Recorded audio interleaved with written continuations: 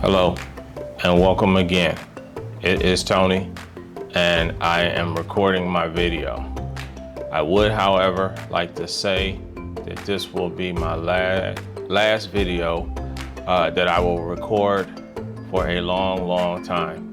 I have decided to rededicate myself to my wife and stop recording videos and spend more time with my family. This is all of my own free will and accord,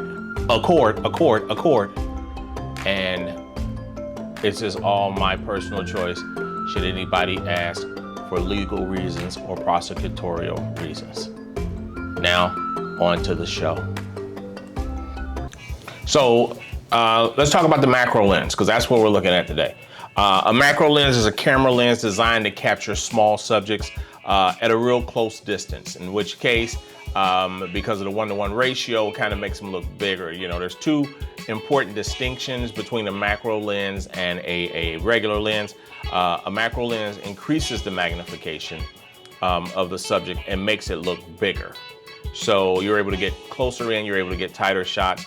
Like I said, they project at a 1-to-1 ratio typically. Now you can find some that don't go to a 1-to-1 ratio, but they may have some other function or purpose which actually helps them. For example, like the Laowa lens, it is a 24 millimeter lens and it is really wide. So it captures more of the wideness, whereas some of your other lenses like the 90 or the 50, they are not as wide, so you don't capture as much in the actual picture.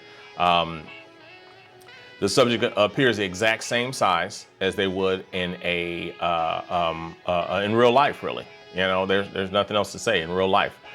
Some macro lenses also offer for the option to make the subject appear bigger than the actual size.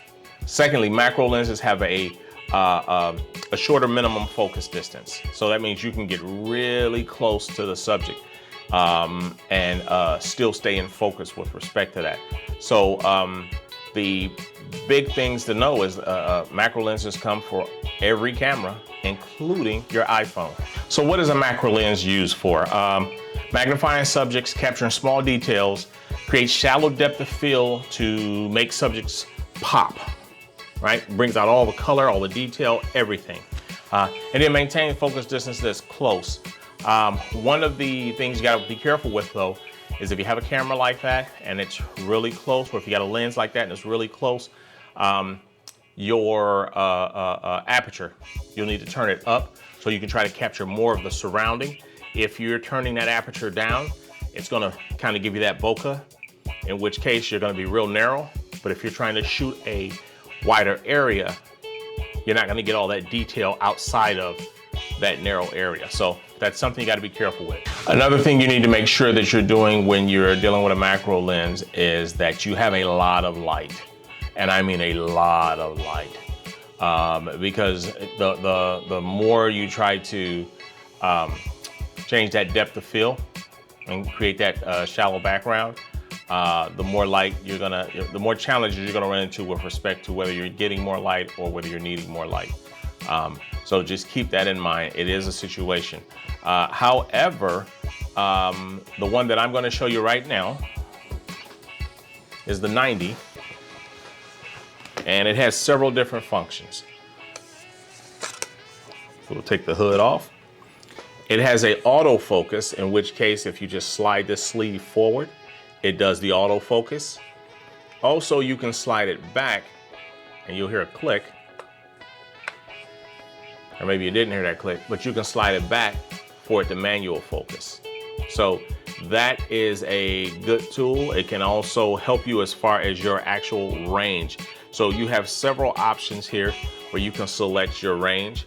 The reason that this helps you out is if I am shooting something close up, I don't need that infinity aperture. I'm sorry, not that aperture, but that infinity distance trying to focus way past where I'm at.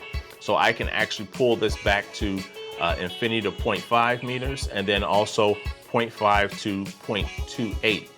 That allows me to be able to focus. So when I'm shooting up something real close and I'm real close, I'll pull this back to that 0.5 to 0.28 So that way the camera is not working and the lens is not working, trying to grab and focus on everything else outside of that range.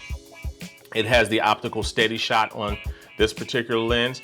Always, again, make sure that you're looking at it to see whether it'll have that optical steady shot, because when you're shooting something with a macro lens, every little movement is going to get captured. And again, if you're shooting with a macro lens and you're gonna have some shake in there, my recommendation, shoot at a higher rate, shoot at a higher shutter speed, so that way you can slow it down in post, and then all of those little jitters, and if you're like me, you got that nervous thing going, all those little jitters will actually look like it's just slow motion as a part of that slow motion process. So again, that's the macro lens. I'll entertain any questions that you've got about it.